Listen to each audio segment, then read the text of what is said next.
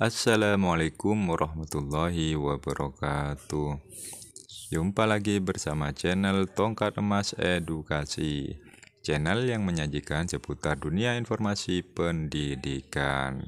Apa kabar Bapak Ibu? Semoga semuanya dalam keadaan sehat walafiat, serta dimurahkan segala urusan dan rezekinya. Kali ini kita akan bahas tentang soal P3K tahun 2023 berdasarkan pengalaman kemarin yang kebetulan sesuai dengan kisi-kisi soal P3K tahun ini Bapak Ibu. Nah, ini pengalaman berdasarkan tahun kemarin ya, dari beberapa teman saya simpulkan dan saya rangkum menjadi beberapa soal seperti ini. Nah, ini Bapak Ibu kelihatannya memang mudah. Namun, karena kelihatannya mudah, kita pun lalai untuk mempelajarinya. Sehingga pas ujian, kita pun banyak melakukan kesalahan dalam menjawab Bapak Ibu. Maka dari itu, saya akan coba memaparkan serta memberi penjelasan tentang soal berikut ini. Baik, kita langsung saja ke soal yang pertama Bapak Ibu. Namun saya ingatkan kembali, bagi Bapak Ibu yang baru menemukan channel ini, jangan lupa tekan tombol subscribe dan nyalakan notifikasi loncengnya, agar Bapak Ibu tidak ketinggalan jika channel ini mengupload video terbaru. Ingat juga Bapak Ibu, share video ini seluas-luasnya, agar apa yang ada di channel ini bisa bermanfaat untuk orang lain. Oke, kita lanjut ke soal yang pertama Bapak Ibu. Berdasarkan Permendikbud nomor 20 tahun 2016, standar kompetensi lulusan adalah kriteria mengenai kualifikasi kemampuan yang meliputi A. Pengetahuan, keterampilan, kreativitas. B. Sikap pengetahuan dan kreativitas. C. Sikap pengetahuan dan keterampilan. D. Sikap, keterampilan, dan kreativitas. E. Keterampilan, kreativitas, dan pemahaman. Silahkan dijawab Bapak Ibu, saya hitung mundur mulai dari angka 5.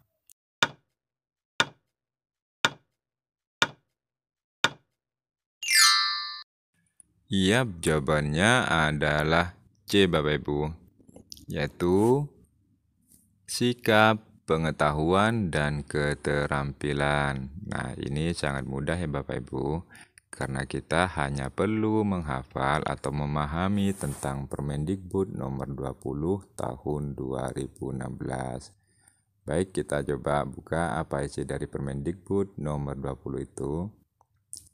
Jadi pada Permendikbud nomor 20 tahun 2016 menyatakan standar kompetensi lulusan terkait kriteria kualifikasi kemampuan yang mencakup sikap, pengetahuan, dan keterampilan. Maka berdasarkan Permendikbud tersebut, jawaban yang paling sesuai adalah yang C. Oke, kita lanjutkan ke soal berikutnya. Indikator pencapaian kompetensi yang utama adalah indikator kunci yang memiliki ciri-ciri berikut, kecuali A. Indikator yang sangat memenuhi kriteria UKRK. B. Memiliki sasaran untuk mengukur ketercapaian standar minimal dari KD. C. Dinyatakan secara tertulis dalam pengembangan RPP. D. Kompetensi yang dituntut adalah kompetensi minimal yang terdapat pada KD. E. Kompetensi yang dituntut melebihi dari tuntutan kompetensi standar minimal KD. Silahkan Bapak Ibu bisa jawab, saya hitung mundur mulai dari angka 5.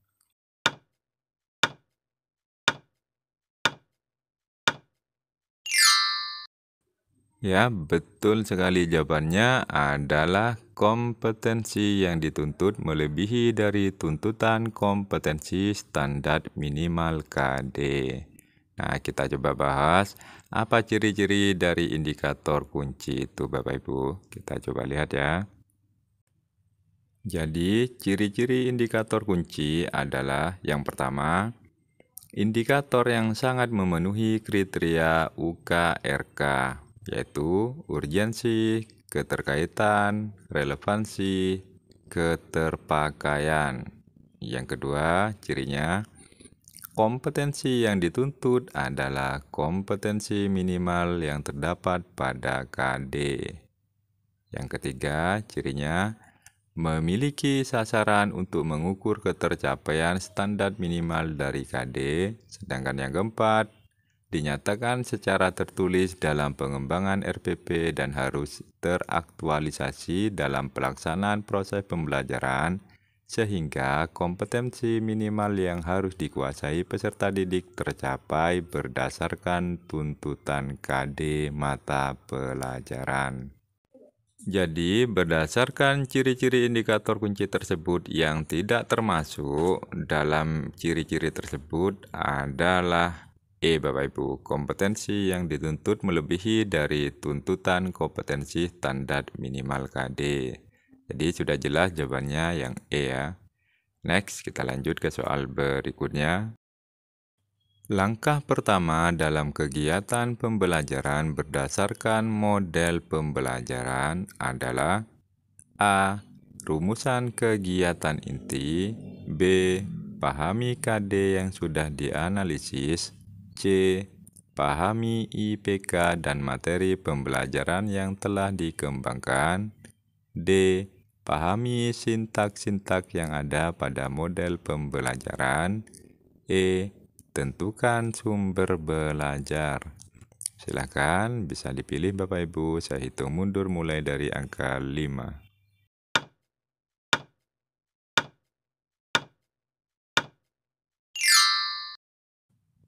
Yap, jawabannya adalah B, Bapak Ibu. Pahami KD yang sudah dianalisis. Jadi di sini kata kuncinya adalah langkah pertama, Bapak Ibu. Saya akan tampilkan beberapa langkah dalam kegiatan berdasarkan model pembelajaran Bapak Ibu. Kita lihat di layar. Nah, ini adalah beberapa langkah kegiatan pembelajaran berdasarkan model pembelajaran. Nanti Bapak Ibu bisa baca sendiri. Karena untuk menghemat waktu, saya langsung saja pada pembahasannya. Nah, di sini dari kesekian langkah yang pertama adalah pahami KD yang sudah dianalisis. Nah, itu termasuk pada jawaban B, Bapak Ibu. Nah, jadi jawabannya adalah B. Nanti jika Bapak Ibu membutuhkan langkah-langkah kegiatannya, Bapak Ibu bisa baca sendiri di video ini. Baik, kita lanjutkan ke soal berikutnya. Langkah strategi terakhir dalam mendesain pembelajaran berorientasi kemampuan berpikir tingkat tinggi adalah A. Menyusun langkah-langkah kegiatan pembelajaran yang berorientasi pada kemampuan berpikir tingkat tinggi. B. Menentukan dan menganalisis KD sekaligus menentukan target yang akan dicapai. C. Merumuskan indikator. D. Merumuskan tujuan pembelajaran. E. Memproyeksikan sumbu simetri dengan mengombinasikan dimensi pengetahuan dan proses berpikir. Silakan Bapak Ibu bisa jawab. Saya hitung mundur mulai dari angka 5.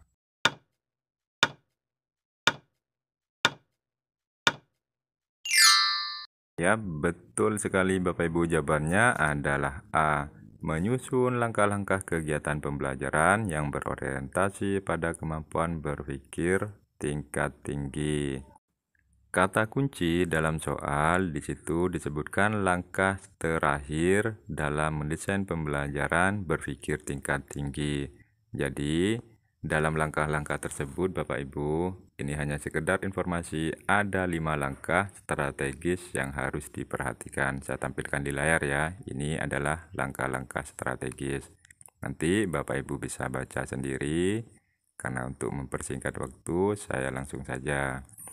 Nah, berdasarkan kata kunci tersebut sudah dapat dipastikan, kita harus memilih jawaban yang A, Bapak Ibu. Jadi, langkah strategi terakhir dalam mendesain pembelajaran berorientasi kemampuan berpikir tingkat tinggi. Oke, kita lanjutkan ke soal berikutnya. IPK pengayaan dirumuskan apabila peserta didik sudah memenuhi A. IPK kunci, B. IPK pendukung, C. Kompetensi minimal KD, D. Kompetensi minimal KI, E. Standar kelulusan. Silahkan dijawab Bapak Ibu. Kata kunci dari soal tersebut adalah IPK pengayaan atau indeks pencapaian kompetensi. Silahkan saya hitung mundur mulai dari angka 5.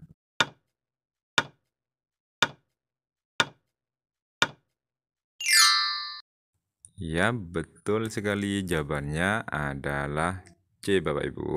Kompetensi minimal KD. Nah, indeks pengayaan di sini Bapak Ibu kata kuncinya itu bisa dilakukan jika minimal KD sudah dipenuhi oleh peserta didik. Maka IPK pengayaan bisa dirumuskan Bapak Ibu. Jadi kata kuncinya itu. Oke, kita lanjutkan ke soal berikutnya.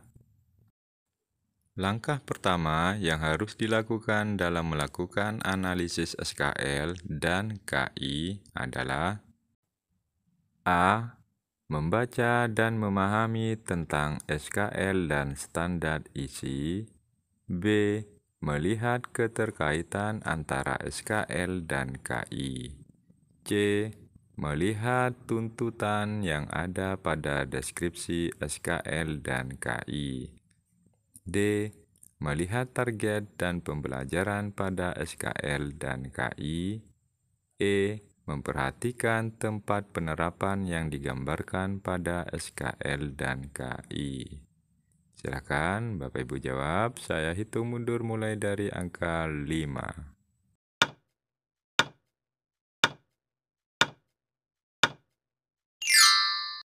Ya, betul sekali, jawabannya adalah A, Bapak Ibu, yaitu membaca dan memahami tentang SKL dan standar isi. Mari kita coba bahas dari soal tersebut. Nah, di sini kita ditentukan langkah pertama yang harus dilakukan dalam melakukan analisis SKL dan KI. Baik, kita akan bahas. Saya tampilkan ya urutan langkah dalam melakukan analisis SKL dan KI Bapak Ibu. Biar Bapak Ibu bisa nanti pelajari sendiri dan biar lebih jelas. Nah, inilah 5 urutan langkah yang harus dilakukan Bapak Ibu. Jadi yang pertama itu adalah membaca dan memahami tentang SKL dan standar isi. Kemudian melihat tuntutan yang ada pada deskripsi SKL dan KI. Nomor 3, memperhatikan dimensi dan komponen pengetahuan atau keterampilan pada SKL dan KI. Yang keempat, memperhatikan tempat penerapan yang digambarkan pada SKL dan KI. Kemudian langkah yang kelima, melihat keterkaitan antara SKL dan KI. Jadi berdasarkan urutan langkah tersebut, langkah pertama yaitu adalah yang A, Bapak Ibu. Oke, bisa dipahami ya Bapak Ibu. Next, kita lanjutkan. Namun sebelum melanjutkan ke soal berikutnya, bagi Bapak Ibu yang baru menemukan channel ini, jangan lupa dukung terus channel ini dengan cara tekan tombol subscribe dan nyalakan notifikasi loncengnya, sehingga Bapak Ibu tidak ketinggalan jika channel ini mengupload video terbaru. Jangan lupa juga share video ini seluas-luasnya agar apa yang ada di channel ini bisa bermanfaat untuk semua orang Bapak Ibu. Oke, kita lanjutkan ke soal berikutnya. Dalam pengembangan indikator pencapaian kompetensi, Rumusan indikator pencapaian kompetensi harus menggunakan kata kerja operasional atau KKO yang titik-titik A. Sesuai karakteristik peserta didik. B. Sesuai kompetensi dasar. C.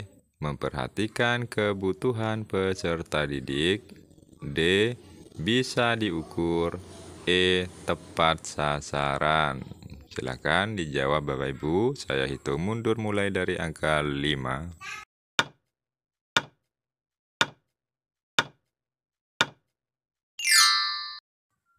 Ya, betul sekali jawabannya. D. Bisa diukur Bapak Ibu. Kata kunci dalam soal di sini Bapak Ibu adalah pengembangan indikator pencapaian kompetensi. Sedangkan dalam pengembangan IPK atau indikator pencapaian kompetensi, di situ ada 6 hal yang harus diperhatikan Bapak Ibu. Saya tampilkan di layar, ini adalah 6 hal yang harus diperhatikan dalam pengembangan IPK. Yang pertama yaitu adalah proses berpikir yang akan dilakukan oleh peserta didik untuk mencapai kompetensi minimal yang ada pada KD. Kemudian, rumusan IPK menggunakan kata kerja operasional KKO yang bisa diukur. Nah, jadi di sini nomor 2 hal yang harus dilakukan ini sesuai sekali dengan soal Bapak Ibu. Jadi jawabannya adalah yang bisa diukur. Nah, nanti Bapak Ibu bisa pahami sendiri ada 6 hal yang harus dikembangkan atau diperhatikan dalam pengembangan IPK Bapak Ibu. Jadi sudah jelas jawabannya adalah D Bapak Ibu. Oke, kita lanjutkan ke soal berikutnya. Sesuai dengan tuntutan Permendikbud nomor 37 tahun 2018 tentang kompetensi dasar, pasangan target KD terdiri atas kompetensi dasar titik-titik. A. Inti dan pengayaan. B. Pengetahuan dan keterampilan. C. Pengayaan dan pendukung. D. Inti dan pengetahuan. E. Pengetahuan dan pengayaan. Silakan dijawab Bapak Ibu, saya hitung mundur mulai dari angka 5.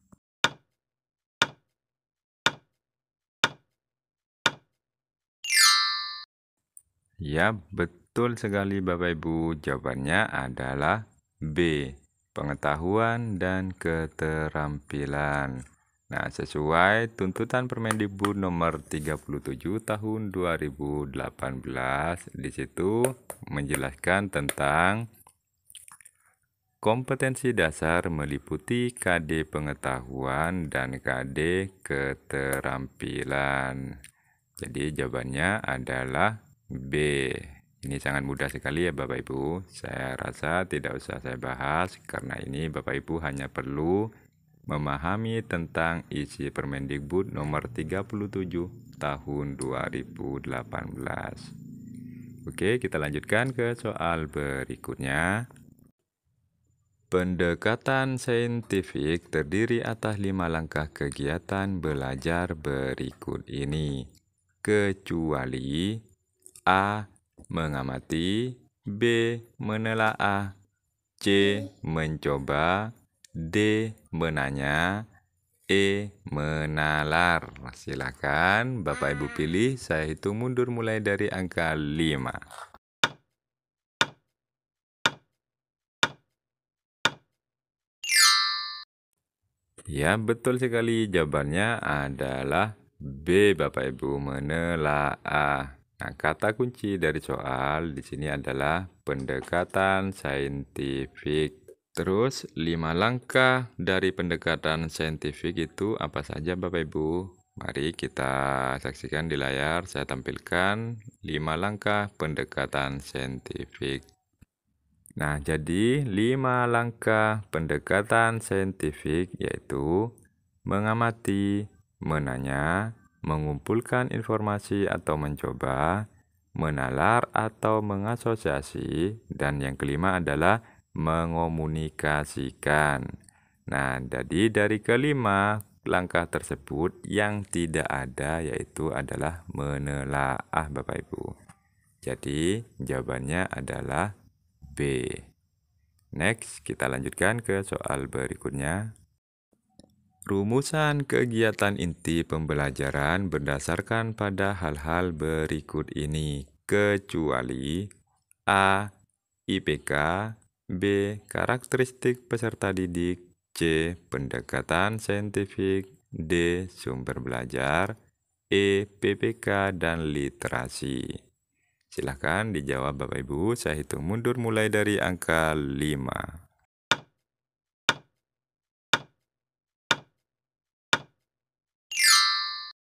Ya, betul sekali jawabannya adalah D Bapak Ibu, sumber belajar.